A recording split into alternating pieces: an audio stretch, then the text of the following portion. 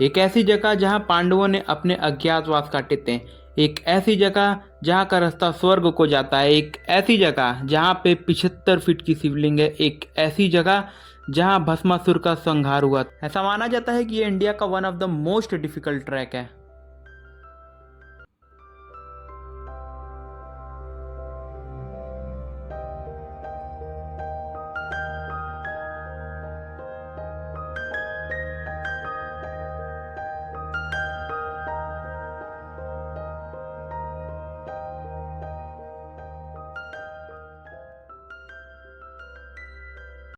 दोस्तों आज हम आए इंडिया के one of the most difficult track पे।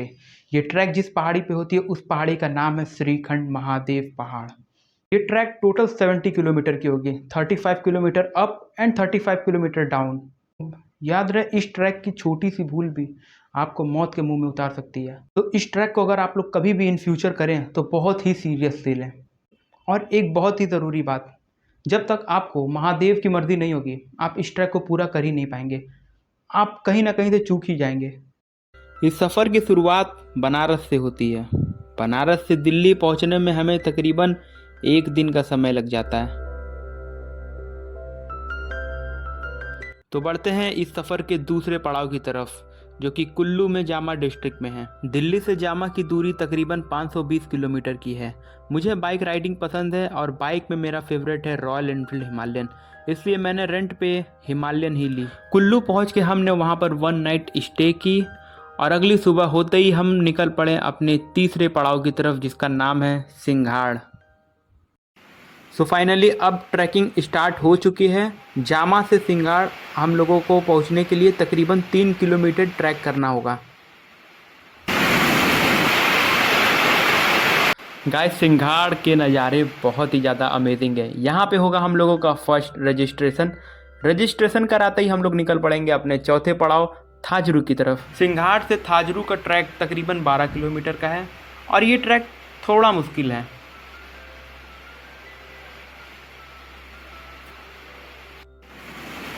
उम्मीद है इस सीन को देख करके आप समझ सकते हैं कि इस ट्रैक को सीरियसली लेना कितना ज़्यादा ज़रूरी है।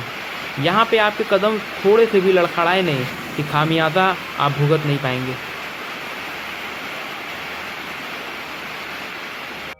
थाजरू में होगा आपका सेकंड रजिस्ट्रेशन और जैसे ही आप आगे बढ़ेंगे आपको एक खूबसूरत सा झील दिखेगा जिसका नाम है मरादी नाला। नाले से मतलब आपके शहर वाला नाला नहीं, पहाड़ी इलाके में नालों को झील कहते हैं। एक खूबसूरत झील। तो गाइस जैसे जैसे आप आगे बढ़ते जाएंगे ये ट्रैक भी बहुत ज़्यादा डिफिकल्ट होता जाएगा। ओम नमः शिवाय, ओम नमः शिवाय। सो गाइस आप लोग देख सकते हैं कि यहाँ से डेड बॉडीज़ का भी आना जाना लगा हुआ है। तो आप लोग समझ ही चुके होंगे कि ये ट्रैक कितना ज़्यादा रिस्की है। गाइस जैसे जैसे हम लोग आगे बढ़ते जा रहे हैं स्टीपनेस बढ़ती जा रही है। सो फाइनली हम लोग ठाकुर पहुँच चुके हैं। तो आप लोग देख सकते हैं गाइस इस ट्रैक पे आपको बुजुर्ग लोग भी दिखेंगे, यानी कि age doesn't matter, matter is your self confidence. तो फाइनली हम लोग अपने चौथे पड़ाव थाजरू पर पहुंच चुके हैं। थाजरू पे हम लोगों ने थोड़ा सा स्टे किया क्योंकि यहाँ पे भंडारा भी लगता है। ओ माय गॉड, एक और डेड बॉडी। ओम नमः शिवाय। गाइस आप लोग देख ही सकते हैं कि ये हम लोग ने दूसरी डेड बॉडी देखी है, यानी कि ये कितना ज़्यादा रिस्की है आप लोग समझ सकते हैं। गाइस अगर आपको ब्रीदिंग प्रॉब्लम है और अगर आपको लगता है कि आपके अंदर उतनी फुर्ती नहीं है तो इसको अवॉइड कीजिए। तो ये तीसरी डेड बॉडी दिखी है गाइस, ये बता रहा है गाइस कि इस ट्रैक को आपको सीरियसली लेना कितना ज़्यादा ज़रूरी है। इस ट्रैक पे हर जगह के नामों के अपने अपने माइथोलॉजिकल इंपॉर्टेंस है।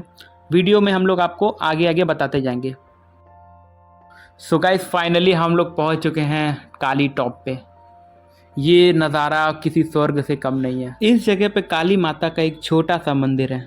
आगे जाने का मन तो नहीं कर रहा है लेकिन आगे और भी ज़्यादा सुहाना सफ़र हम लोगों का इंतज़ार कर रहा है। ऐसा माना जाता है कि पांडवों ने अपने अज्ञातवास के दौरान महादेव की उपासना इसी जगह पे की थी। ऐसा माना जाता है कि इस जगह को स्वयं भीम ने अपनी गदा से बनाया था, इसलिए इस जगह का नाम भीम द्वार पड़ा। तो अब हम आपको श्रीखंड महादेव का इतिहास बताने वाले हैं। बहुत समय पहले की बात है, भस्मासुर नाम का एक असुर हुआ करता था। उसने गहन तपस्या करके महादेव से ये आशीर्वाद मांगा कि वो जिसके ऊपर भी हाथ रखे वो भस्म हो जाए।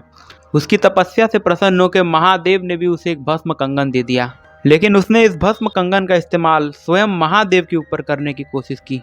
समाचार मिलने पे आदि योगी महादेव ने श्रीखंड पर्वत के शीर्ष पे तपस्या में लीन होकर शिवलिंग के रूप में समाधि ले ली। कहानी की दूसरी तरफ विष्णु भगवान ने मोहिनी का रूप लेके भस्मासुर से उसका हाथ उसके सर पे रखवा के उसे भस्म करा दिया। फिर पार्वती माता ने तपस्या करके महादेव को उनके समाधि से बाहर निकाला।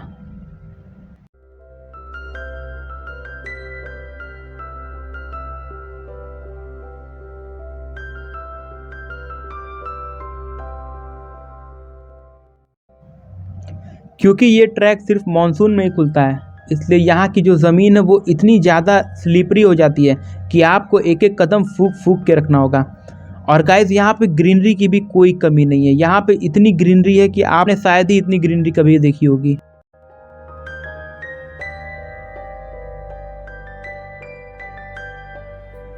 तो बढ़ते हैं गाइस हम लोग आगे की तरफ। ओ भाई साहब क्या झरना है, मतलब यार इतना शुद्ध पानी भी हो सकता है, मैंने कभी एक्सपेक्ट नहीं किया था। ये पानी इतना ज़्यादा साफ़ है गाइस, इतना ज़्यादा ये पानी साफ़ है।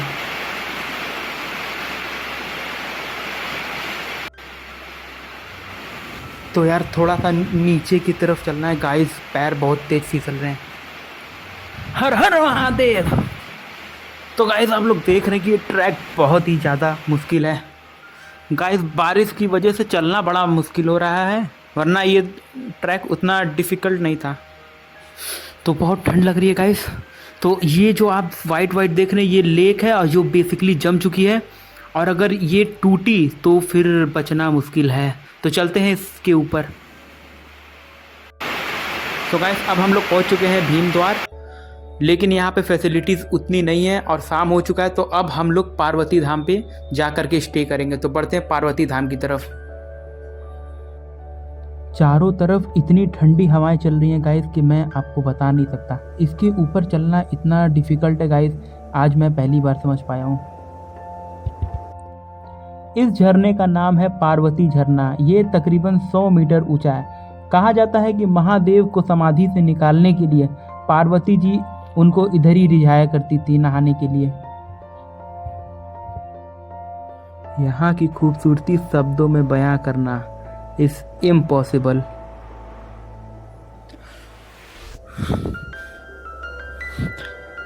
इस पहाड़ की स्टीपनेस तकरीबन 40 से 45 डिग्री है। हर हर महादेव।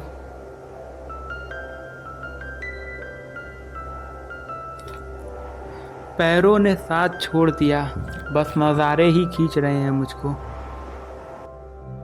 सो गाइस ये है पार्वती बाग का सुबह सुबह का नज़ारा। हम लोग कल रात को यहाँ पे पहुँचे और यहाँ पे रात भर रुके, और ये सुबह सुबह का नज़ारा तो अमेजिंग है दोस्तों। पार्वती बाग से अब हम लोग जाएंगे नैन सरोवर की तरफ, जो कि 5 किलोमीटर का बहुत ही टफ ट्रैक है। तो दोस्तों मिट्टी वाले दिन गए, अब जो ट्रैकिंग होगी वो बर्फ़ के ऊपर होगी। अगर आपने कभी बर्फ़ के ऊपर ट्रैकिंग किया होगा तो आपको इसकी डिफ़िकल्टी का अंदाज़ा ज़रूर होगा। हर एक बिगिनर ट्रैकर को मेरी यही एडवाइस रहेगी कि ट्रैक के समय अपने बैग को जितना लाइट हो सके उतना लाइट रखें।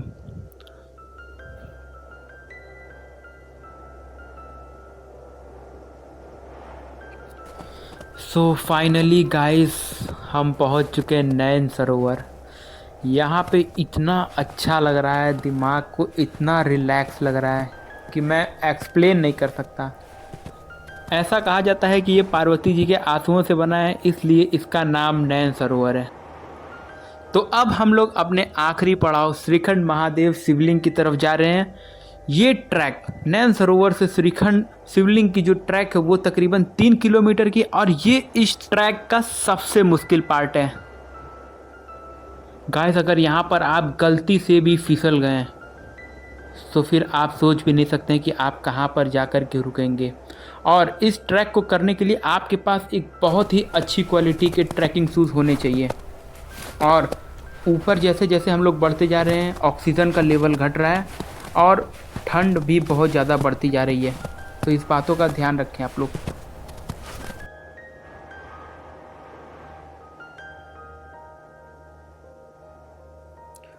गाइस ये जो रास्ता है ये 60 to 70 डिग्री इंक्लिनेशन का है।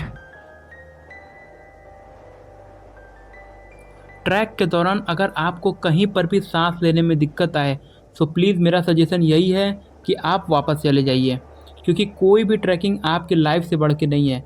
अगर आप इधर ही सांस नहीं ले पा रहे हैं तो आगे ऑक्सीजन का लेवल और घटने ही वाला है। बर्फ़ के ही सही, लेकिन अभी तक रास्ते तो थे। आगे का जो सफ़र है उसमें आपको पत्थर डाक डाक के जाने पड़ेंगे। ऑक्सीजन का लेवल यहाँ पे इतना कम है कि थकान आपको तकरीबन 10 गुना ज़्यादा महसूस होगा। अगर आपको शिव में विश्वास नहीं है तो मेरा चैलेंज है आपसे, आप एक बार इस ट्रैक पे आके देखिए। इसके बाद आप सिर्फ हर हर महादेव ही गाएंगे।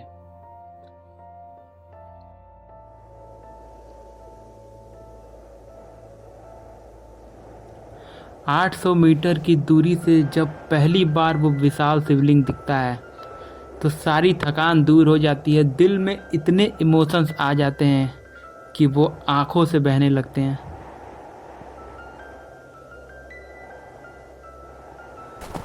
तो शरीर से जान निकल चुकी है, ऑक्सीजन इतना कम है और बहुत ही ज़्यादा ठंडी लग रही है गाइस, बहुत ज़्यादा। ओम नमः शिवाय, ओम नमः शिवाय, हर हर महादेव, हर हर महादेव, हर हर महादेव, हर हर महादेव। गाइस इस दुनिया में सिर्फ शिव है, हर हर महादेव। गाइस मुझे नहीं पता कि यहाँ पे ऑक्सीजन कितनी कम है, यहाँ पे ठंडी हवाएं कितनी हैं, बस मुझ में एक अलग सी ऊर्जा आ चुकी है, एक अलग सी ऊर्जा। ऐसी ऊर्जा मैंने कभी आज तक फील ही नहीं की थी गाइस। और मेरे से स्टैम्प पेपर पे लिखवा लो गाइस, यहाँ पर पक्का भोलेनाथ हैं, पक्का।